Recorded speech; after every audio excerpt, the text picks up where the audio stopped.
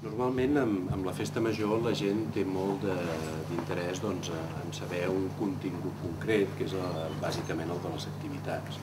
Però la festa major sempre hem dit que el que no volem des de la Regidoria de Cultura és anar muntant única i exclusivament actes festius i ja està, que la gent es diverteixi i punt. Volem alguna cosa més. I aquest alguna cosa més ens porta a una sèrie de fets i continguts, i un d'ells és el fet de fer un còmic on ens expliqui quin és l'entramat, quin és el guió de la nostra festa, de la festa major de Pirates i Premianencs de Premià de Mar.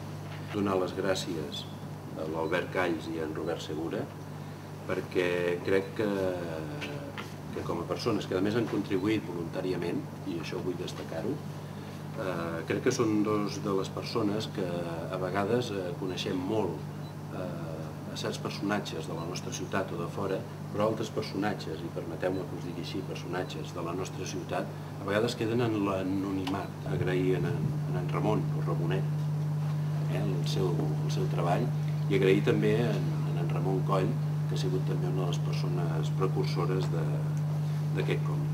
Jo crec que el còmic, a més, és un llenguatge visual que potser no està del tot reconegut, com a art fins i tot, i jo penso que és una bona manera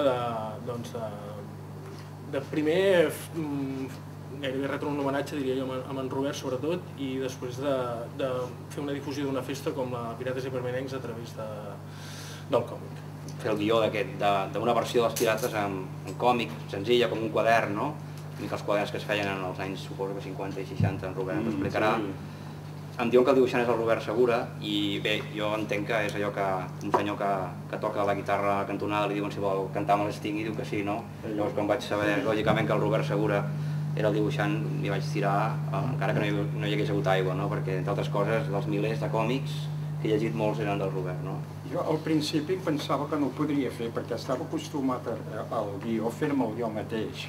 O sigui, jo m'ho cuino i jo m'ho menjo.